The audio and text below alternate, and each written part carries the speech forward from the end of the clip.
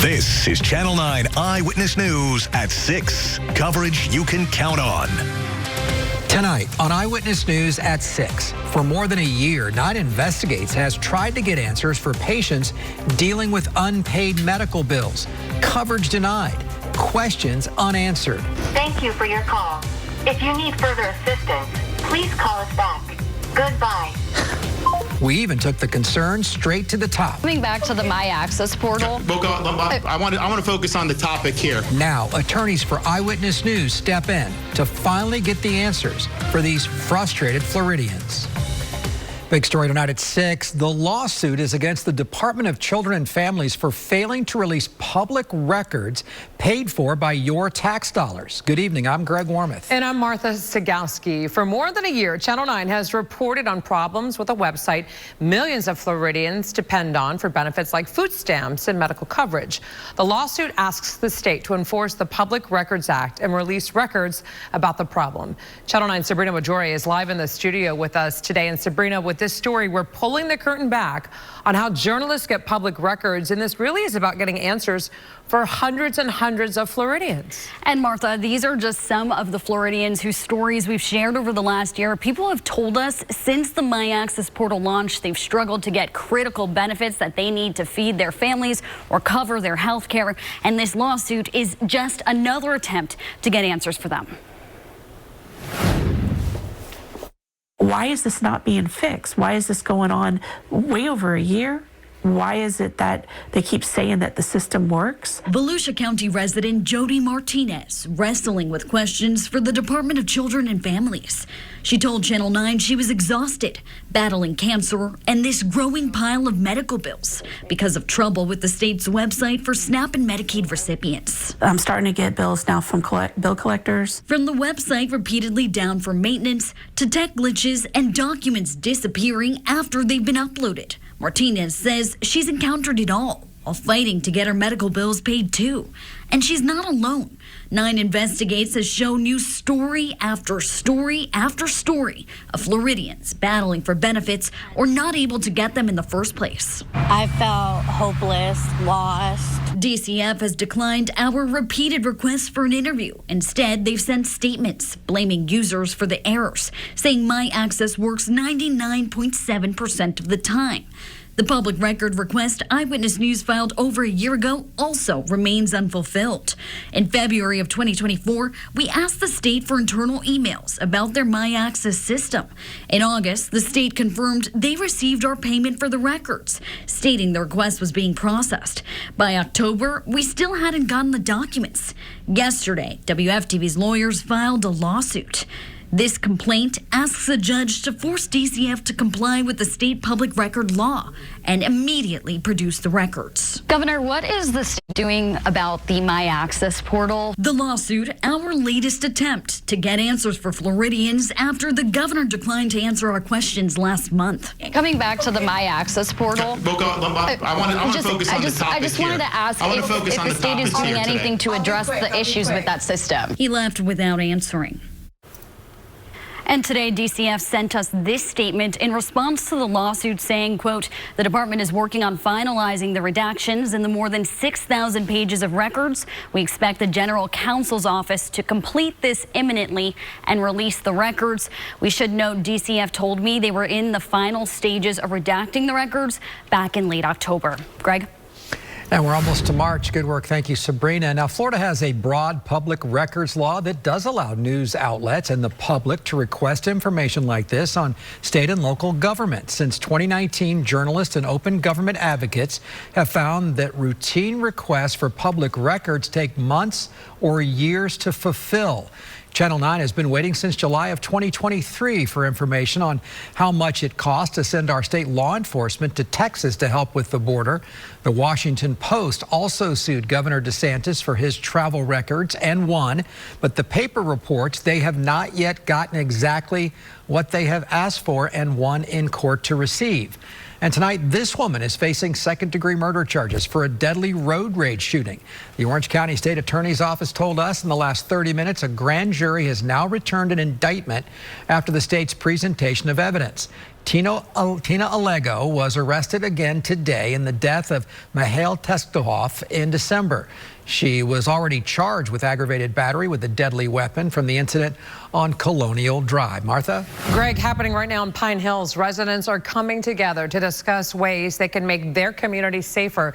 It's a conversation stemming from a shooting more than 2 years ago that killed a woman, a young girl, and a local journalist. A town hall meeting started about 30 minutes ago at the Kingdom Church. Channel 9's Daryl Matthews is live at that church for us on North Pine Hills Road. And Daryl, residents are hoping to bridge the gap between law enforcement and the community. Yeah, Martha, they say this is a call to action and get accountability from law enforcement. Right now, as you said, they started not too long ago. So the panel is now talking about the policy of shutting down a neighborhood when there's an active shooter in this situation. As you can see, the residents here are fully engaged, paying attention to the panel. Just listen to the organizer as we spoke with her earlier about not letting this be a bashing segment towards law enforcement, but asking for accountability and transparency. It was not policy. That needs to be changed. What I would like for people to take away from this is an understanding that we have the power to be able to keep our community safe. You know, I don't want this to be a bash fest on law enforcement. Unfortunate murder. Now, as you can still hear, they're going on. This will be about till 7:30 tonight. And the Orange County Sheriff's Office said what they have been doing in the past few years was bring crime, homicide, and robberies down since 2012. And what each person that has been in here has gotten was a pen and a note card like this to write down their ideas to take up to the panel for solutions that they can take to the Orange County Sheriff's Office and see if they can come to a common agreement for the Pine Hills community. For now, we are live in Pine Hills. Daryl Matthews, Channel 9 Eyewitness News.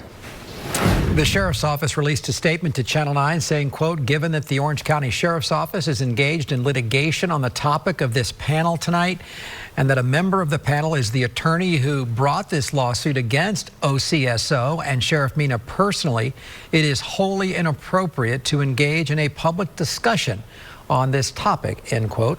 The Orange County Sheriff's Office also released statistics on crime in Pine Hills, but at last check, data on crime in that area shows a 55% decrease in overall crime in Pine Hills since 2012. That includes a 50% drop in murders and an 83% drop in burglaries, again in Pine Hills. The warm and sunny weather, in case you didn't know, is back. Certified Chief Meteorologist Tom Terry live in Severe Weather Center 9. Look how beautiful that shot is, Tom. Yeah, pretty as a postcard. You know, we've got a pair of cold fronts coming, Martha, but we're not going to let it ruin any of our outdoor plans. Right now, here's a live view as we are still steadily gaining more daylight. Second Sunday in March is our time that we spring forward and get that extra hour of evening daylight. So our sunset in early March will jump to around 7:30, 7:40. But right now, still some sun, 77. Our temperatures have reflected the abundant sunshine today. We're about 10 degrees warmer than we were yesterday. So far, so good for tonight if you're heading out to our area attractions. Mostly clear skies, back into the upper 50s starting out your early Thursday morning. We do have front number 1. There will be another one, just kind of a reinforcing one coming through. So this will be on Friday. Another one arrives on Sunday. But for right now, the weather is going to oscillate between very nice and perfect, and then back to very nice, and then back to perfect. So we've got some weather changes along the coast. I'm also stretching out future track, looking for our next better chance for rain, Martha, coming up. All right, Tom, thank you. And you can track the temperatures where you live on our free weather app. You can find it in the Apple App Store and on Google Play. Only on Channel 9, an Orlando family is now planning the funeral services for their brother and son. 33-year-old Antonio Scipio was shot by Orange County deputies on Friday after he was ordered to drop a knife and he did not comply. He was taken to the hospital in critical condition, but he died a few days later. Only Channel 9's Giovanni Diaz spoke with the mother of that man. He joins us live outside the sheriff's office. And Gio, the mother is now getting ready to sue the sheriff's office. Not only that, Martha, but she also told me she will fight to make sure that every single deputy who crosses through these doors will get the proper training so no other family will have to deal with what she's dealing with right now. So the sheriff's office told us their behavioral response unit teams, which include deputies and clinicians, do not directly respond to calls when someone is armed. They also told us nearly 1,000 deputies have completed a 40-hour crisis intervention training. However, I did ask them if the 2 deputies involved in this case had been part of that training, but I did not hear back. Reporting live here in Orange County, I'm Giovanni Diaz, Channel 9 Eyewitness News. SpaceX is looking to pull off a doubleheader tonight. Yeah, look to the skies. The questions one of the missions may answer about the surface of the moon. This is a quiet-looking street by day, but by night, neighbors say mortar shells are raining down from above. Their plan to take matters into their own hands if the county continues to not step up. Sky Witness 9 on Channel 9 Eyewitness News, bringing you closer to the scene during live breaking news. Sponsored by Attorney Dan Newland. Weather updates from Severe Weather Center 9 are sponsored by Toyota of Orlando and Toyota of Claremont. A teen radicalized by a terrorist organization plotting to murder someone with this axe stopped right here in Central Florida. Now, Only 9 Investigates Shannon Butler takes you inside the Orange County Command Center, whose mission is to identify these terrorist threats and stop them. If you're truly planning violence, we're extremely prepared. The techniques and strategies they're using to keep Central Florida safe. Live tonight at 11 on Eyewitness News. An Orange County family in a community says that they've lived in what sounds like a war zone for the last 5 months. It, in fact, is impacting everyone in this one Conway neighborhood. Yeah, Greg, they say explosion after explosion wakes them up. It sends their kids screaming.